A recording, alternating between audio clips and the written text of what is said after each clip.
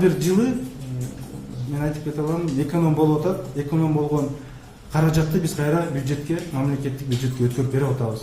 Жалпысынан 786 миллион деп биз прогноз беребиз, бирок аягында келгенде 760 миллион менен жылды жаап атабыз да. 20 миллиондон 30 миллионго чейин биз эконом болуп атабыз. Аны биз кайра мамлекеттик бюджетке төлөп берип атабыз. Анан эми жалпысынан 786 урматтуу журналисттер миллион деп жогорку кеңештин бюджетин алып туруп эле 120 депутатка бөлүп коюп атат да. Бир сайттарчы. Ойлосоңуздар 786 миллионду же 760 миллионду 120 депутатка бөлүп алып эле бир депутатка мынча сумма тиет экендей эле коомчулукка таркатып жүрүп атат да. Бул жогорку кеңеште 120 депутаттан башка аппаратта канча деген биздин эле аттуулар, биздин балдар, кыздар иштеп атат. Балки 1000ге жакын.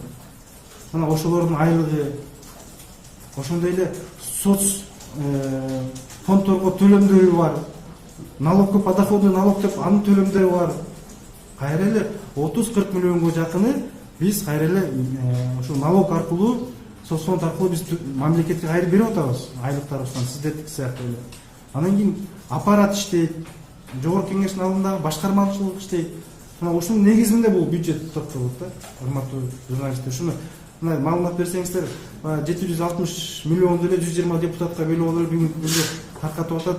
Бир депутатка канча миллиард сом тиет экен, булардын бизге кереги барбы, кууп чыгыш керек деп ойлойм.